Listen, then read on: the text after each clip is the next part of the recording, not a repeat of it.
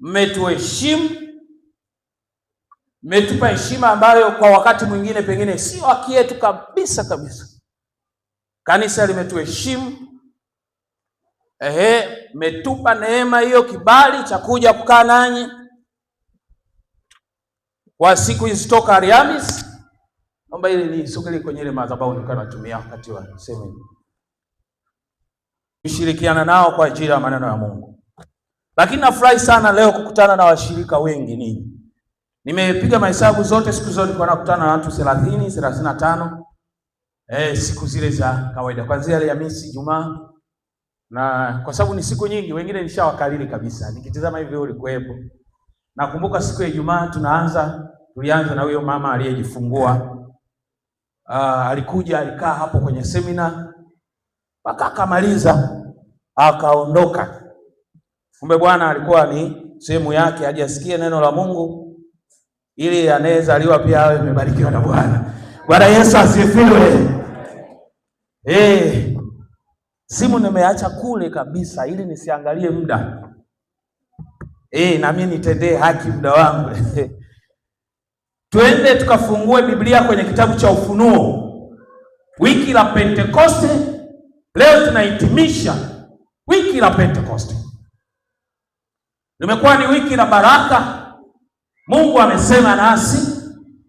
Kwa wakati mwingine inawezekana kipindi naongea kuna baadhi ya mambo kasema inawezekana mchungaji amesema nami kuna baadhi ya mambo. Hapana, mimi nimelelewa kipentekoste. Nimelelewa hivyo kwamba moja nidhamu niliyo nayo, siwezi kupiga simu na kumwambia mchungaji naomba nije nihubiri kanisani kwangu. Siwezi.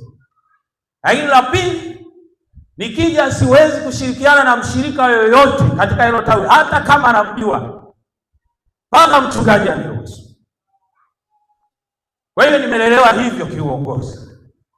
Ni kweli nafahamu hapa kuna washirika kama mnakumbuka ameninyang'anya mshirika mmoja kule, ameolewa hapa. Lakini baba mchungaji akaniambia bwana yupo. Ndio tunaanza mawasiliano. Ni nidhamu za utumishi, kutokuruka mto kabla hujaruhusu. Kwa hiyo tunafanya hivi. Sawa watumishi wa Mungu. Kwa hiyo hata nitakayenena mchana huu, msilihukumu baraza la wazee. Mungu ananena nami. Naweza nikazungumza nawe katika jambo fulani hata kama mimi sijui muda mwingine. Kama Mungu alisema na punda, anaweza kusema na mimi. Kipindi kama nakumbuka habari ya Balaam, punda akamwambia toka lini nikagoma kwenda na wewe?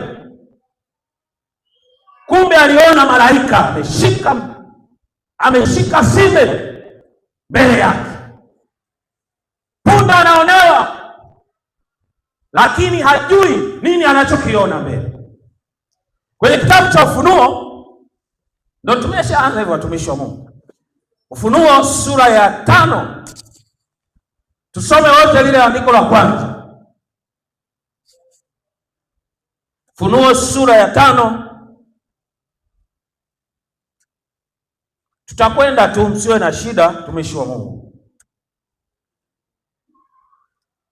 Naweza nisifike mwisho, nikiona ninashuhudiwa hapa wa watu wamesikia na wameelewa, ninaweza kuishia hapo. Tusome ule mstari wa 6. Mimi nikiwa nasoma ninyi mnanifuatisha.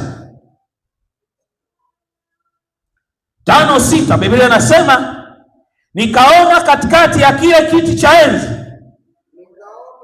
Nyewe nifuatisheni taratibu tu, kimya huko, sawa? Nikaona katika kile kiti cha enzi na wale wenye uhai 4 na katikati ya wale wazee mwana-kondoo amesimama. Alikuwa kana kwamba amechinjwa, mwenye pembe 7, macho 7, ambazo ni roho 7 za Mungu zilizotumwa katika dunia yote. Bwana Yesu asifiwe. Tajifunza habari ya Roho Mtakatifu. Biblia ama Mungu alifanya kazi katika vipindi vitatu vya muhimu sana. Awamu ya kwanza kabisa, Mungu alifanya kazi kama muumbaji. Alianza kuumba. Alifanya kazi kama baba, akaumba. Uumbaji ukaanza kuanzia siku ya kwanza mpaka siku ya sita. Tunaona Biblia inatuambia pale, akasema na tufanye mtu kwa mfano wetu. Baada ya uumbaji, tunaona mwanadamu alienda kwenye bustani ya Edeni, na kule tunaona akaanza kuishi, akamkosea Mungu. Baada ya kuona mwanadamu amekosea, Mungu akabadili mpango kazi, akaamua kufanya jambo moja, akaja duniani kama mwana. Ndipo ikasema kwenye Biblia, kwa maana jinsi hii Mungu aliupenda ulimwengu hata akamtoa mwana wake wa nini? Wa pekee, ili kila mwaminie asipotee, bali awe na uzima wa milele. Amwaminie mwana hahukumiwi, asiyemwamini amekwisha kuhukumiwa, kwa sababu hakuliamini jina pekee la mwana wa nani? Awamu ya pili, Mungu alifanya kazi kwa wanadamu kama mwana. Alivaa umbo kama mwanadamu, lakini alikuwa ni Mungu halisi. Awamu ya tatu, Yesu aliwaambia, mimi ninaenda kwa Baba, lakini nawaombeni msitoke mahali hapa mpaka nitakapowaletea yule msaidizi, ambaye ni Roho Takatifu, ambaye atakaa nanyi, atawafundisha, atawatia katika kweli yote, atawakumbusha, atawakemea. Lakini huyo Roho ana tabia kama mwanadamu. Ukisoma kwenye Isaya 63:10, Biblia inasema wakamhuzunisha Roho yake Mtakatifu, akakasirika, akageuka, akapigana nao. Kwa hiyo Roho Mtakatifu yeye alikuja kama msaidizi wetu, lakini alikuja na sura nyingine, kwamba ukimkosea anageuka, anakuwa adui, anapigana. Na hageuki tu, lazima ajitengeneze kuwa adui kwako, awe adui, apigane na wewe. Bwana Yesu asifiwe. Bwana Yesu asifiwe, watumishi wa Mungu mlioko kule nyuma. Bwana Yesu asifiwe. Amina. Shemasi, unaongoza vizuri. Bwana Yesu asifiwe. Shemasi, unavaa suti, shati kama langu. Bwana Yesu asifiwe. Amen.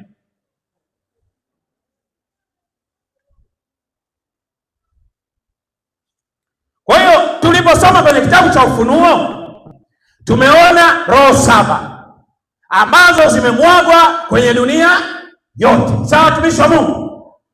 Roho Mtakatifu alipokuja kwetu, alikuja kushughulikia maeneo mengi, lakini maeneo haya 7 tutayaongelea hata kwa sehemu, halafu tutaona yanatusaidiaje.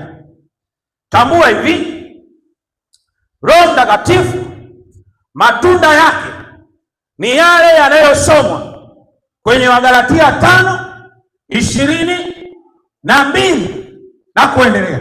Akasema tunda la Roho ni nini? Upendo, furaha, amani, utu wema, fadhili, wema, kiasi na mambo yanayofanana na hayo. Sawa, watumishi wa Mungu, hayo ni matunda ya Roho Takatifu. Lakini kuna maeneo Roho Mtakatifu anayashughulikia.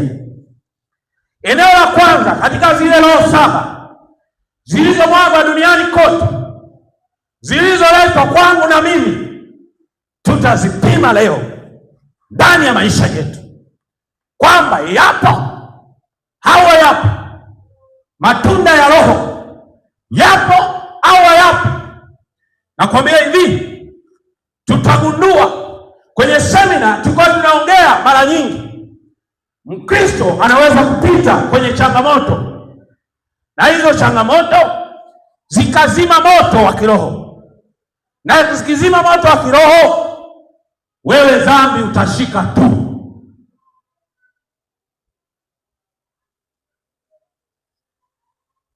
Sisi ni kama wale ambao wamekaa vijijini, acheni sasa mnaotumia gesi, wale tuliotokea vijijini tunafanya hivi, au kwenye misiba, wanaume wanajua sana hii kitu.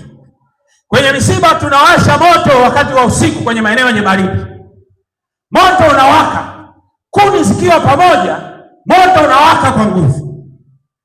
Baada ya hapo, masaa yakienda, kwenye saa 6 za usiku moto utawaka. Mama mtumishi, moto unapowaka inafika kipindi kila kuni inakuwa na moto wa aina yake. Sasa maisha ya kiroho yanafanana hivyo. Ile kuni itabaki na moto, lakini nyingine itajitengenezea jivu jeupe, itafunika ule moto.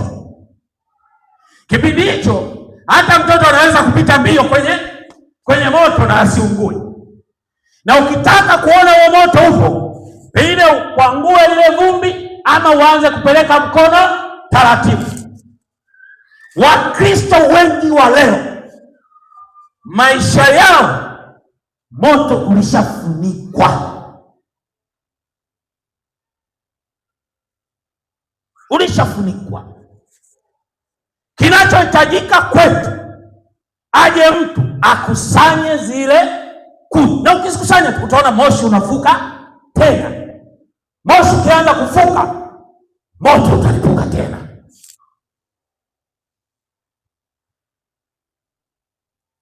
Maisha haya ya Dar es Salaam, ambao wengi mmekuja na mtazamo wa kwenda kutafuta maisha, kukaa na Mungu, panahitaji neema. Kuwa na moto wa Kipentekoste unahitaji neema. Kuwa na nguvu ya Roho Mtakatifu unahitaji neema.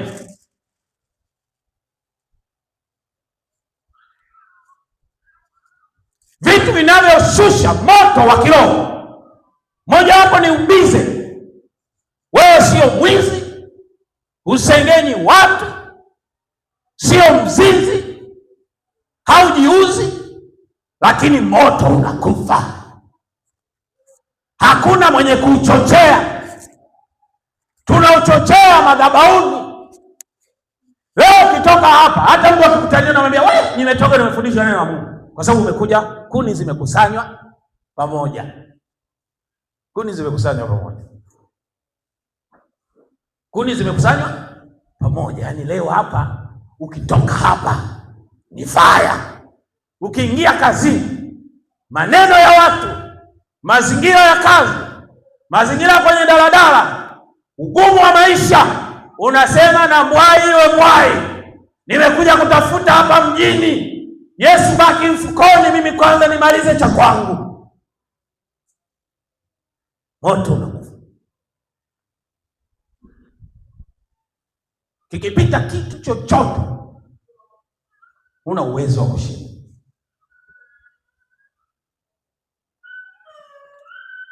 Anayetupa ujasiri wa kukataa mabaya ni Roho Mtakatifu. Kumbukeni habari ya Petro. Kabla hajawa na Roho Mtakatifu, Petro alimkana Yesu. Kama hatuna nguvu za Roho Mtakatifu ndani yetu, ni rahisi kumkana Yesu, ni rahisi kumkataa Yesu, ni rahisi kusema mimi sio pale tungine, unanifananisha, ni rahisi. Kwenye wiki hii nilifundisha, somo la kwanza nililofundisha nilikuwa wenye nguvu kuchukua udhaifu wasiokuwa na nguvu, ili tuone moto tunaurudishaje kwetu. Siku ya pili, somo la pili, nikafundisha habari ya mifano ya Roho Mtakatifu.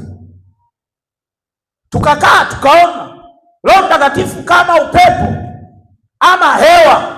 Kwa nini kwenye lile jumba ambao walikuwemo wanafunzi wa Yesu, kwa nini ulitangulia upepo? Kwa nini kwenye mifupa mikavu nyama ikaumbika, ngozi ikaumbika, lakini hakuwa mtu hai? Akaambiwa ita upepo, pande nne zote za dunia zikaja, watu wakawa jeshi kubwa. Kazi ya upepo ni kurudisha uhai. Tunahitaji kanisa lirudi katika uhai wake. Bwana Yesu asifiwe. Sehemu ya kwanza, ama eneo ambalo Roho Mtakatifu alilishughulikia, eneo la kwanza, Roho wa neema. Roho Mtakatifu alikuja kama Roho wa neema. Roho wa neema. Waebrania sura ya 10 mstari wa 29. Waebrania sura ya 10 mstari wa 29. Biblia inasema hivi 29 pale. Mwaonaje haikumpasa adhabu iliyo kubwa zaidi mtu yule aliyemkanyaga mwana wa Mungu na kuhesabu damu ya agano aliyotakaswa kwayo kuwa ni kitu ovyo na kumfanyia jeuri Roho wa neema. Roho Mtakatifu alikuja kama Roho wa neema. Roho wa neema ana kazi gani jamani? Roho wa neema kutupatanisha na Mungu. Roho Mtakatifu amekuja ili atupatanishe na Mungu. Uhusiano wetu, kuna wakati maisha yetu yanaharibika, tunapoteza uhusiano na Mungu, lakini tupate uwezo wa kusamehe. Roho wa neema anakusukuma kumsamehe adui yako, anakusukuma kumsamehe aliyekusaliti. Amekupenda sawa, umetumia gharama zako kutunza mahusiano sawa, kesho anakuacha na maneno mabaya.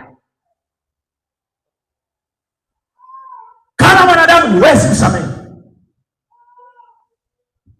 unajipanga kulipa kisasi. Roho Mtakatifu anakushauri wewe mama, wewe dada, wewe kijana, samehe.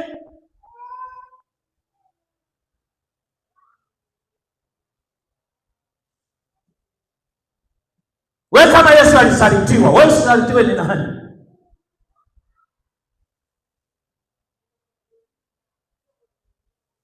Umesalitiwa sawa, familia imekukataa sawa, ndugu amekukataa sawa, mume wako anakupenda, ndugu amesema kwa sababu umeoa kabila hilo wewe hatukutaki.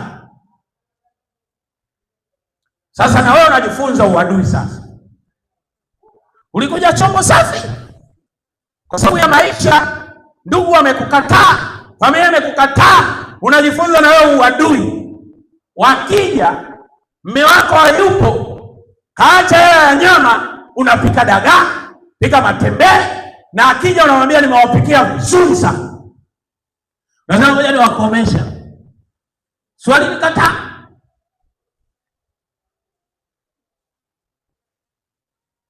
Hicho ni kisasi. Kisasi ni kwa ajili ya Bwana. Roho wa neema amekuja kwetu kutupa neema ya kusamehe watu waliotukwaza, watu waliotuumiza, watu waliotutegea mitego, watu waliotuwekea sumu. Wewe nikupe ushuhuda. Nishawahi kusema hapa, lakini kanisa jipya naliona. Watu wengi si wao. Kuna mama mmoja, kijana wake anafanya kazi ya bodaboda. Yule kijana kwenye maeneo ya bodaboda, kwenye vituo vile, ofisi ya afisa wa usafirishaji ile inaitwa service, maafisa wa usafirishaji, Akatoka baba mmoja akaambiwa mtaani kwamba yule bodaboda fulani anatembea na mke wako.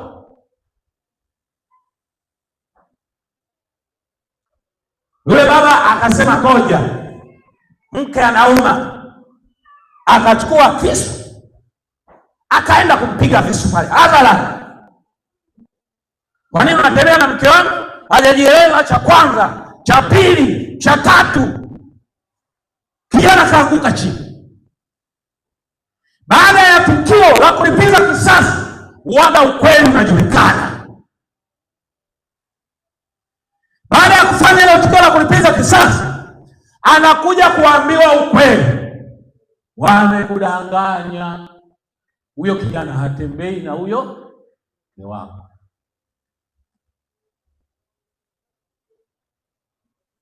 Jamhuri usachukua mamlaka, umepiga kisutu. Kijana bado yuko kwenye ndipo hospitali. Yule baba akaamua kuja kumuomba msamaha yule mama kanisani. Hajapona, yuko kule, kesi inaendelea. Akaamua kuja kumuomba msamaha kanisani. Siku kanisa lilijaa kama hivi lilivyojaa. Sijasoma kwenye kitabu na kuwa kitu ambacho halisi kweli. Akaja, tuko kwenye ibada ya mke wangu huyu, tuko kwenye ibada, tukasikia mchungaji anasema Bwana Yesu asifiwe. Amen. Ngoja nirudi hapa kwenye madhabahu na mekao nitangaze ile tangazo. Bwana Yesu asifiwe. Amina. Mnakumbuka kanisa mama fulani ambaye tunaye, amina, mnakumbuka na kijana wake hospitali aliyepigwa visu na yule baba? Ndiyo kanisa. Kwa kweli tuendelee kumwombea, anaendelea vizuri. Lakini yule baba aliyempiga visu yuko hapa kanisani na amegundua kweli ule ulikuwa ni uongo, na amekuja kumuomba msamaha mama yake mzazi hapa kanisani. Kuanzia wanaume hadi wanawake wote tulianza kufuta machozi. Joe baba anatokea nyuma, anakuja anakuja mbele. Kanisa likakaa kimya, hata utulivu wenu ni mdogo. Kimya, kila mtu anatazama yule mama, atamshika shingo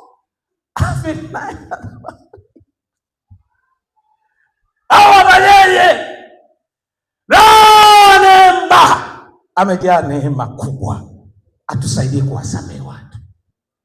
Tuna maadui wengi sana duniani.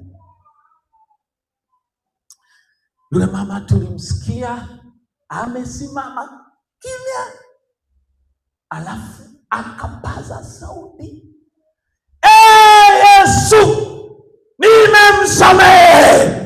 Ni kama tulishushiwa nguvu wote, kanisa likaanza kuomba na kulia rote. Roho Mtakatifu amekuja kulitengeneza kanisa, akamsamehe.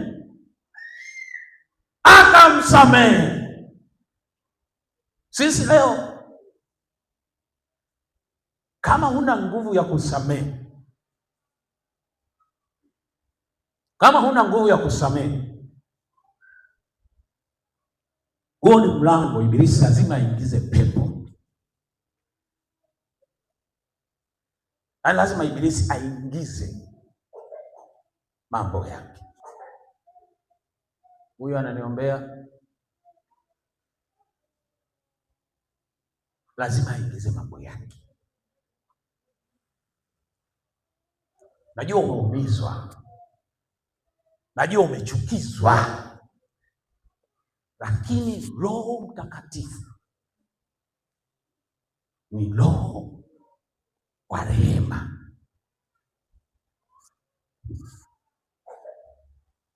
Anajitokeza wakati mtu anataka kufa. Roho wa rehema anajitokeza wakati mtu anataka kufa. Anakushauri tengeneza, anakushauri samehe. Atakupa ujasiri wa kuendelea ama kukielekea kiti cha enzi.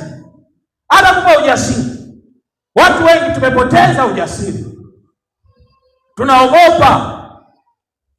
Waebrania sura ya 4, Waebrania sura ya 4 pale, Waebrania sura ya 4 ule mstari wa 16, Biblia nasema hivi, 4:16, basi na tukikaribia kiti cha neema kwa ujasiri, ili tupate rehema na kupata neema ya kutusaidia wakati wa mahitaji. Wakati nyakati ngumu, atupe neema, anatupa ujasiri wa kukielekea kiti cha neema, kiti cha neema, kiti cha rehema, kumkaribia Mungu wakati mgumu. Kristo anapitia nyakati ngumu. Kuna wakati mgumu. Kuna vitu zamani ulikuwa unaviogopa kwa kiroho, sasa hivi unavishika kama kawaida. Kuna vitu ulikuwa uvifanyi, sasa hivi unavifanya kama kawaida. Moto umezimika. Moto wa Roho Mtakatifu umezimika. Umezimika. Kuna mambo ulikuwa unaongea, sasa hivi unaongea kama kawaida. Moto umezimika wa Roho Mtakatifu. Sehemu ya pili alikuwa anashughulikia roho wa uzima, Warumi 8, Warumi sura ya 8, Warumi sura ya 8, Warumi sura ya 8 mstari wa 2. Roho wa uzima, roho wa uzima 8:2, Biblia inasema kwa sababu ya sheria ya roho wa uzima ulio katika Kristo Yesu imeniacha huru mbali na sheria ya dhambi. Narudia tena, kwa sababu ya sheria wa roho wa uzima ule ulio katika Kristo Yesu imeniacha huru mbali na sheria ya dhambi na mauti. Roho Mtakatifu katika sehemu hii ya upande wa roho wa uzima, ndiyo sheria inayotutenga na dhambi na mauti. Sisi tunaishi katika sheria mbili hapa. Katika upande wa kiroho tunaishi kwenye sheria hizi mbili, sheria ya roho wa uzima ambayo imenitenga mbali, imeniweka huru, imenitenga mbali na sheria ya dhambi na mauti. Leo hii kama unaishi katika sheria ya roho wa uzima, shetani hawezi kukuua mpaka Mungu amruhusu. Lakini uko unaishi kwenye sheria ya dhambi na mauti, shetani akitaka bodaboda ikupitie ufe, unakufa.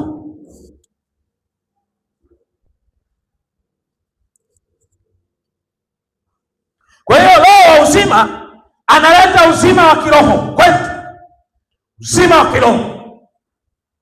Ile hali ya kufa anaileta roho, kuleta uzima wa kiroho. Lakini analeta uzima kamili mahali penye magonjwa yenye hofu. Yeye ni mponyaji, anafanya miujiza ya uzima, anabadilisha mauti kuwa uzima, kuleta ufufuo katika mambo yanayoharibika, kipawa na mafunuo. Kwa hiyo yeye anafanya miujiza ya uzima, anabadilisha mauti kuwa uzima. Wewe nikwambia hapa jambo moja. Siku moja tukiwa na mtoto wetu huyu wa kwanza ambaye naambia yuko sekondari, tulikuwa tunaishi eneo moja hivi. Mkambo akanipigia simu haraka sana, rudi nyumbani haraka sana. Kuna nini? Rudi haraka sana. Nilipofika nyumbani akaniambia najisikia vibaya. Unajua ile kuna kitu kimekuvamia, unajisikia vibaya. Akajisikia vibaya, mara hali inabadilika.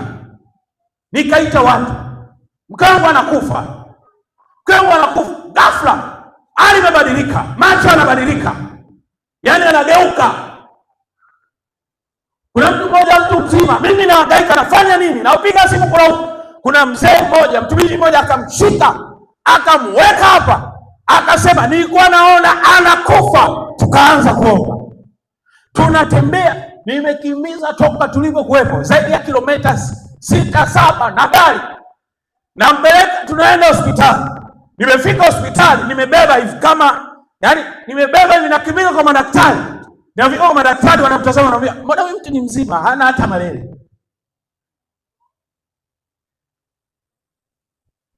Roho Mtakatifu anabadilisha roho ya mauti kuwa roho ya uzima. Anapokaa ndani yetu, mruhusu Roho Mtakatifu ili uwe salama. Yes. Ili uwe salama. Roho Mtakatifu anakuweka uwe salama, uwe mshindi wa dhambi. Kwa akili zetu hatuwezi. Na pilika hizi za mjini, wenzako wanapaka lipstick na wewe unapaka lipstick. Wenzako wanakesha baa na wewe ukeshi baa. Wenzako wanaenda kwenye muziki, wewe uendi. Unafikia ni kawaida. Hivi ni kawaida. Wewe unaona wale wanaofanya hayo matukio, unahisi kwamba wanataka, wanatumikishwa na roho ya mauti na roho ya dhambi na mauti. Umeona Biblia inavyosema sisi tumetengwa na sheria ya roho wa uzima, wao wametengwa na sheria ya dhambi na nini? Na mauti. Mshahara wa dhambi ni mauti.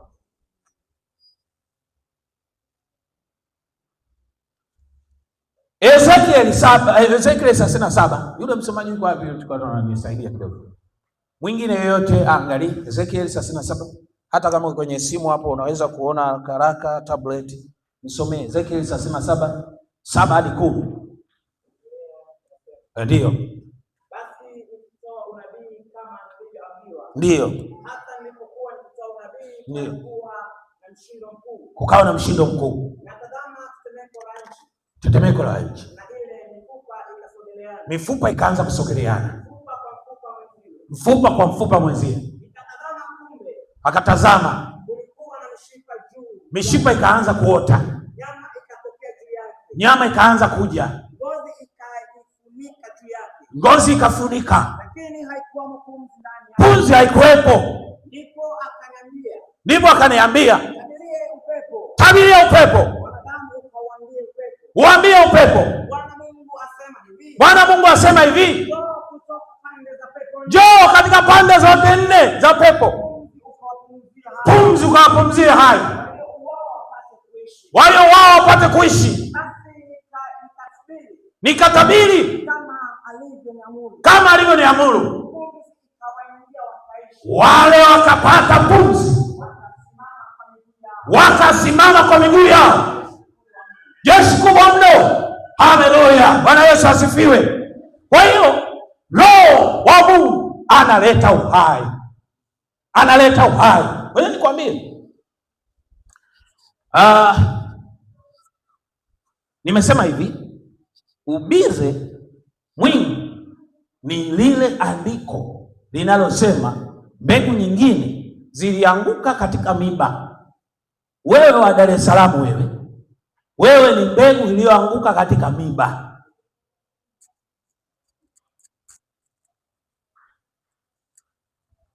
Ina uwezo wa kumea, lakini imezungukwa na mambo mengi. Hamna shamba hapa, mabustani hapo tu, lakini hamna shamba. Mzee, bila kutoka mambo hayaendi. Bila, wanasema bila kukomaa hapa mjini. Hapa unakuja na akili tu hapo.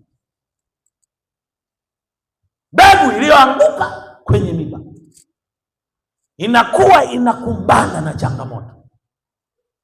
Kanisa la Dar es Salaam ni sawa na kanisa la Korinto ambalo lilikuwa mjini. Vijijini wanapambana sana na mapepo. Sisi kwa Dar es Salaam tunapambana na pepo kubwa, maisha. Wanasema Dar es Salaam kila mtu muongo, ila yeye sio waongo.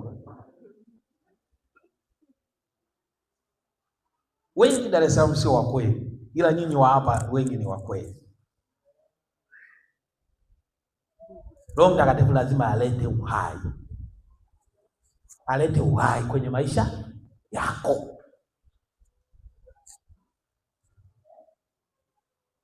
alete uhai.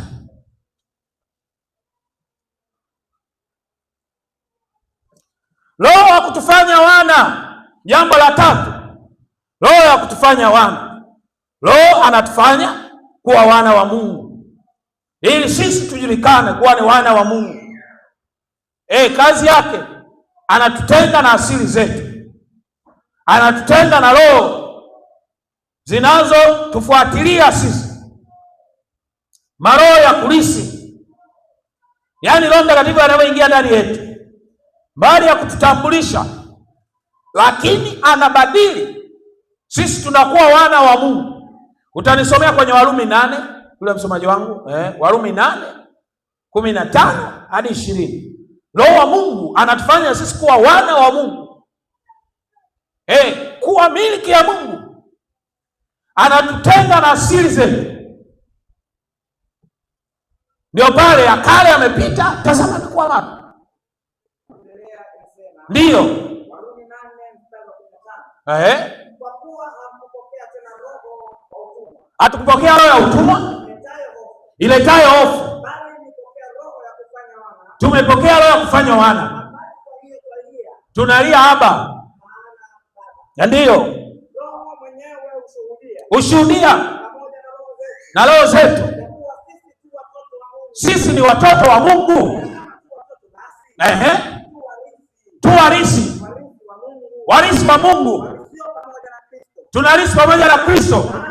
Naam, tunateswa pamoja naye ili tupate kutukuzwa pamoja naye. Kwa maana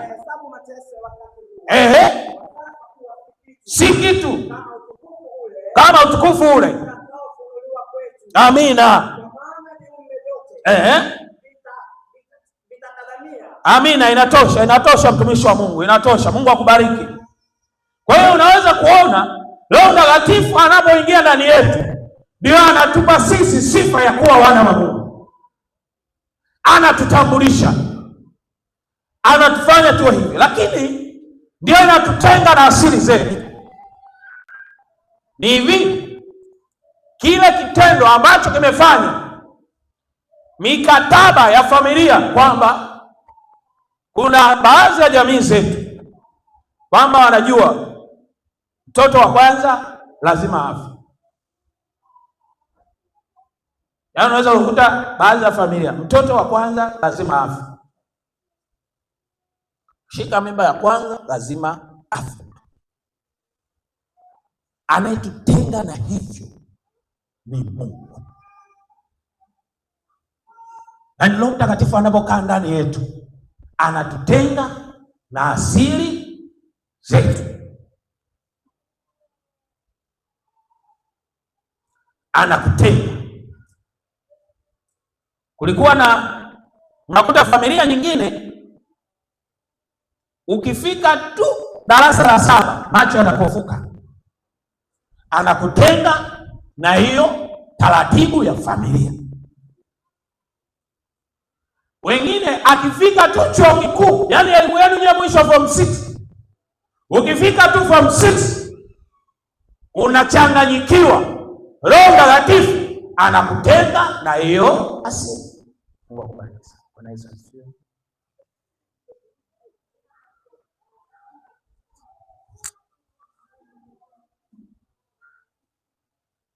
Anatutenga na hizo asili ambazo hatujui zilitokea wapi. Na ukifika tu kidato cha 4 tayari unafeli, hata kama ulikuwa na akili nzuri. Yaani unasikia tu kafika kidato cha 4, mtoto alikuwa na akili nzuri, darasani alikuwa anafanya vizuri, pale la 4 la form 4 anachanganyikiwa, siku ya mtihani anaandika madudu, na mnashangaa wale walioandika matusi na yeye yupo.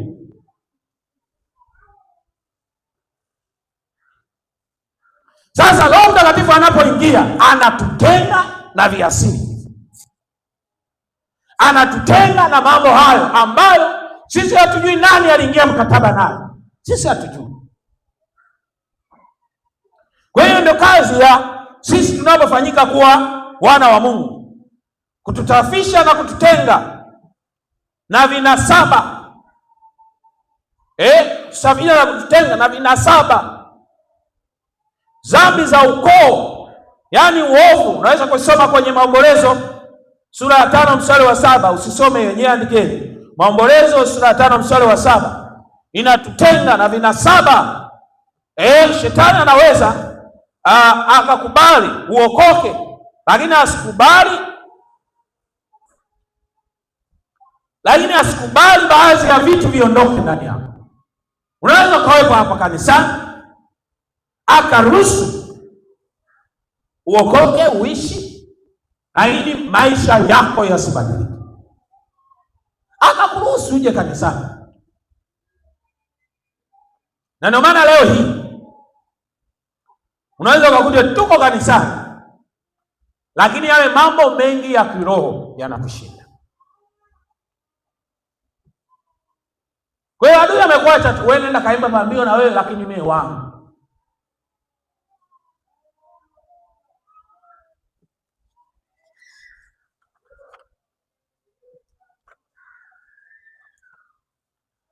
Ya 3, ya 4, roho ya utakatifu. Hii ni purification, utakaso. Rumi 1, utanisomea msomaji? Rumi 1 mstari wa 4. Rumi 1. Ndio. Na kudhihirishwa kwa uweza kuwa mwana wa Mungu. Ndio. Kwa jinsi ya roho ya utakatifu. Kwa jinsi ya roho ya utakatifu. Kwa ufunuo wa wafu. Amina. Yesu Kristo Bwana wetu. Asante. Ambaye katika yeye tulipokea neema na utume ili mataifa yote wapate kujitisha kwa imani. Amen. Mungu akubariki sana.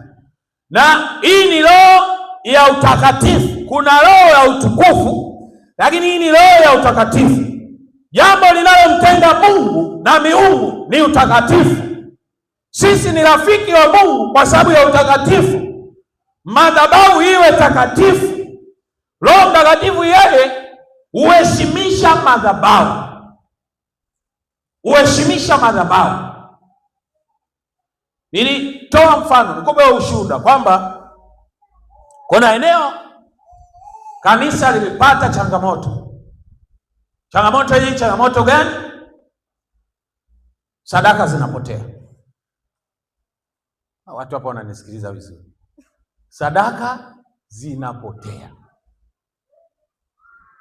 Kanisa kubwa, mkisomewa mapato na matumizi haviendani. Hadi wale ambao wanatoa sadaka kubwa kubwa wakasema basi mimi huwa natoa kiasi hichi. Kumbe ndani kulikuwa na wakala wa adui. Ndani kulikuwa na mtu ambaye anafanya mambo yake.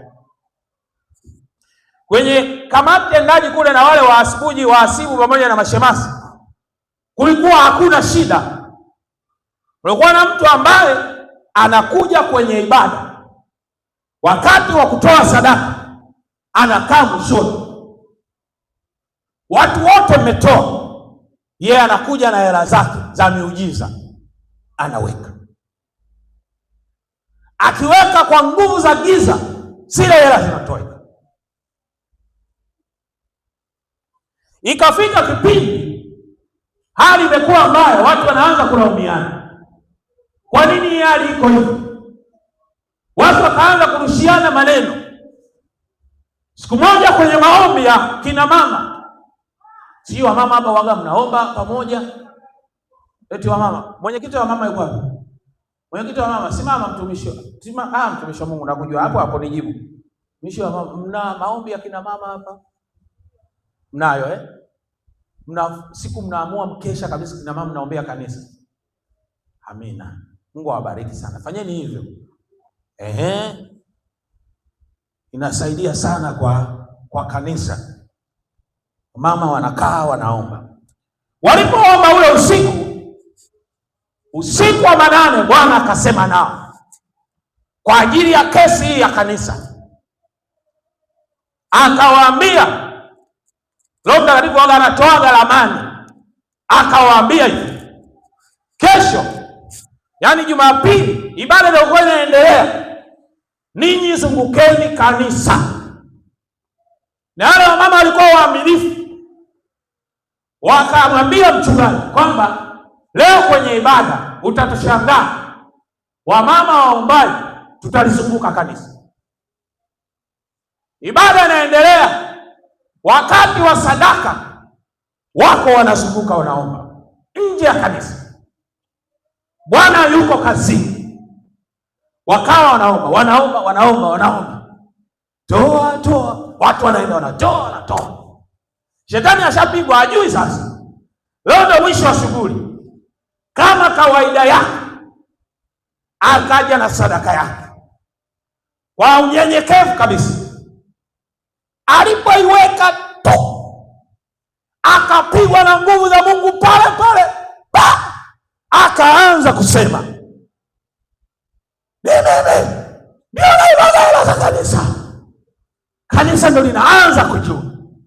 Kwa hiyo Roho Mtakatifu kazi yake ni kuliheshimisha kanisa, kulilinda kanisa. Kishaona mambo yaendi, watu wakinyenyekea, wakasimama vizuri, kanisa linapata majibu.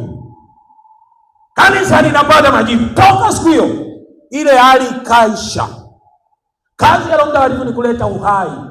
Yaani mambo yakiharibika, vikao vitaongeleka sawa, ni taratibu, lakini maombi ni jibu kubwa sana la kila kile jambo. Kwenye vikao muda mwingine tunaweza tukakwazana tu, tukaumizana, watu wakaongea vitu vingine vikakuingia, alikuwa na maana hii, mimi mbona ameniambia hivi, la kwangu walikusikiliza. Maombi yatawasaidia sana. Uwasheni moto kwa maombi, fufueni kazi ya Mungu kwa maombi. Bwana Yesu asifiwe. Kwa hiyo Roho Mtakatifu katika utakatifu, yeye kinachotenga na dunia ni maisha ya utakatifu. Roho Mtakatifu yeye ni wa kuheshimisha kanisa, ni mkali, hataki mchezo madhabahu, hataki mchezo hapa kwenye madhabahu. Wewe ukishaona tu mambo yako hayako sawa, sema tume na dharura. Niliwaambia jana kipindi nafundisha juu ya tabia. Tabia itakupeleka juu, kalama itakupeleka juu, tabia itakusogeza mbele zaidi. Tabia yako inamfanya Roho Mtakatifu aishi na wewe. Maisha yako Roho wa Mungu anafanya aishi na wewe. Ndugu yangu, ukishaona mambo hujayaweka vizuri, usihudumu.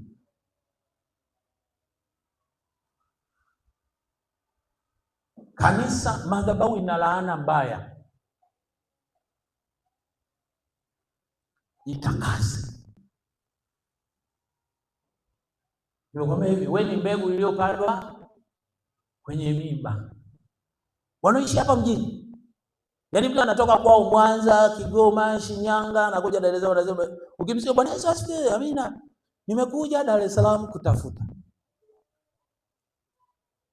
Ila akisema nimekuja kutafuta, hapo tayari. Kwa hiyo kinachoweza kutusaidia, Roho Mtakatifu atusaidie kwenye uumbaji. Niwaambia hata kidogo mtumishi, nikamwambia hivi, Mungu aliuumba mwili wa binadamu kama ulivyo na vishawishi vyake, na ndio maana ikasema hivi, kwa dhambi ya uzinzi haikusema kemea, haikusema omba, ilisema kimbia. Tunataka moto urudi kanisani. Linda mumeo, mpeleke kwenye maombi, utamwona anaongozana na wewe anakuja kanisani. Ila tumia maneno yako uone kama utafanikiwa.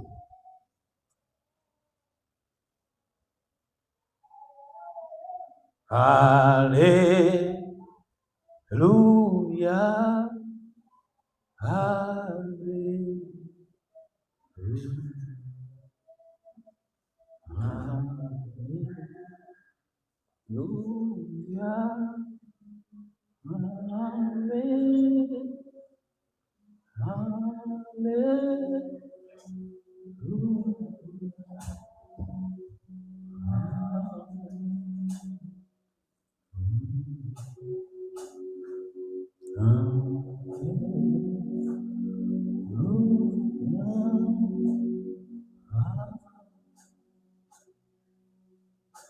Roho ya maombi lazima.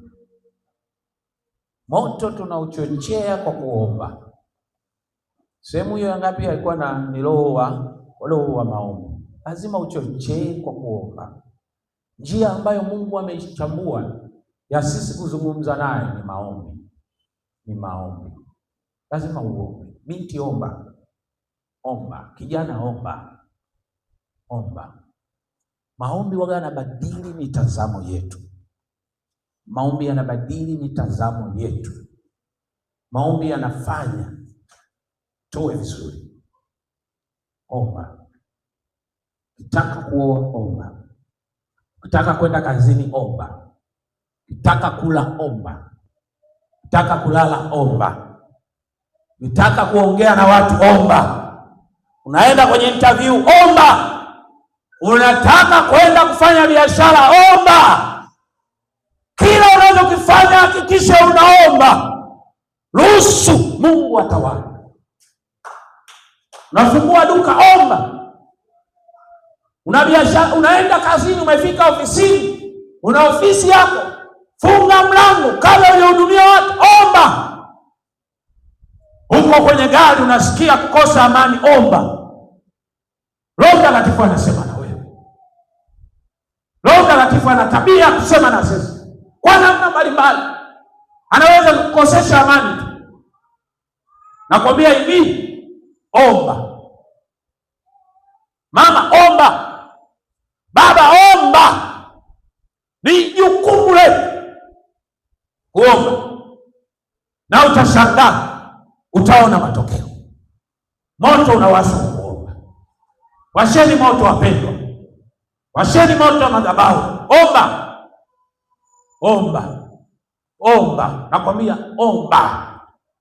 Utashangaa. Sasa hivi utakuwa unaomba, unaona wakati kama hali ngumu. Na utakapoenda kuomba hapa, utaanza kuomba, utaona kama kuna ukuta. Omba. Hali hiyo unayosikia, anza kupambana nayo. Omba, utasikia ukuta unakuachia. Na nguvu ya Mungu inakutembelea. Na baada ya hapo utashangaa, utaanza kuomba. Roho Mtakatifu ni mafuta. Anatufanya, anatulainisha.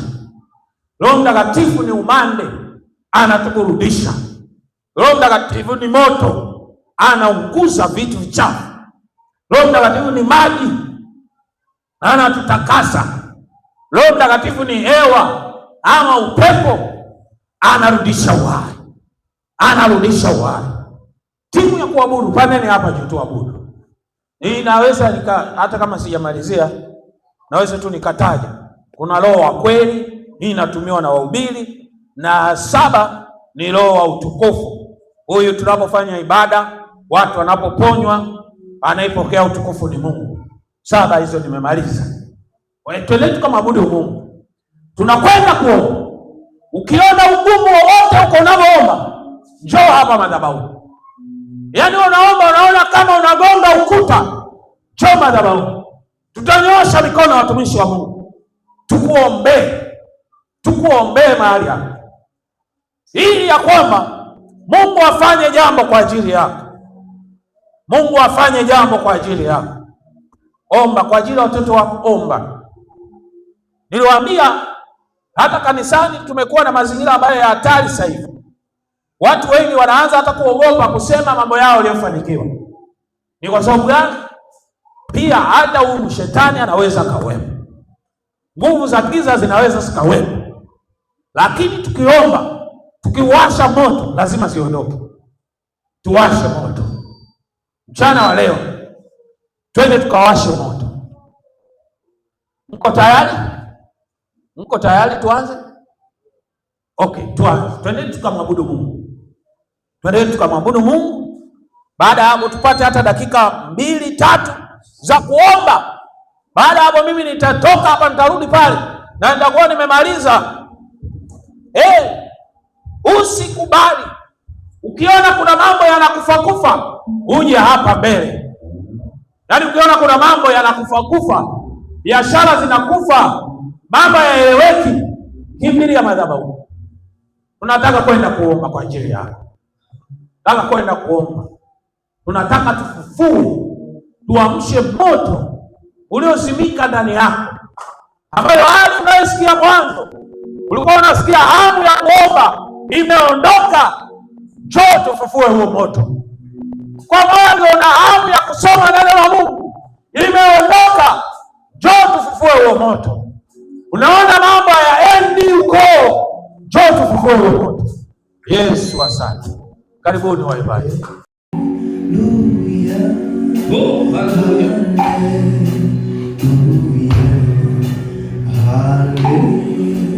Hallelujah.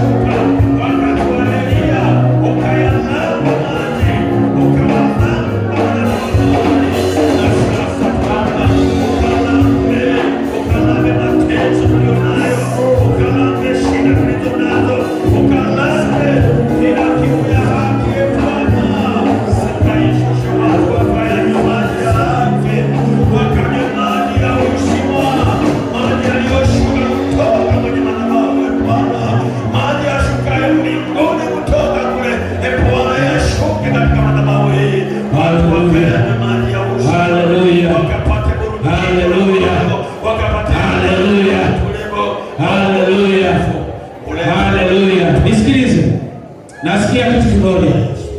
Anayesikia anaota ndoto za mauti. Anayesikia kuna ndoto anaota